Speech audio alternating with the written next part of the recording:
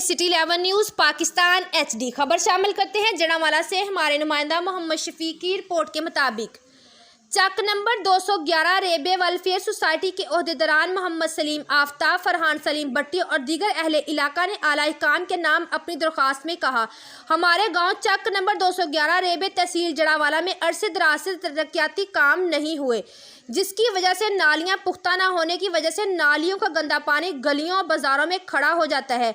अगर सफाई ना की जाए तो गलियां और बाज़ारों तालाब का मंजर पेश करती हैं, और अगर बारिश हो जाए तो गलियों और बाज़ारों में खड़ा पानी घरों में दाखिल हो जाता है, जिससे दीवारों को नुकसान पहुंचता है। गांव के लोगों का गलियों बाज़ारों में पैदल चलना भी मुश्किल हो जाता है, जबकि दूसरी तरफ अरसा दराज से बिजली के खंभे लगे हैं और इन पर तारें नहीं, जबकि सुई गैस की दरख्वास्तें जमा हुई हैं। काफ़ी अरसा हो चुका है, लेकिन अभी तक गांव में कोई सुई गैस की सहूलियात मौजूद नहीं है।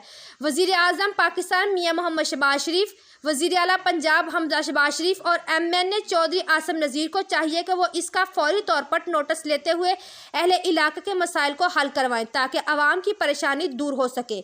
मज़ीद खबरों के लिए देखते रहिए सिटी 11 न्यूज़ पाकिस्तान HD।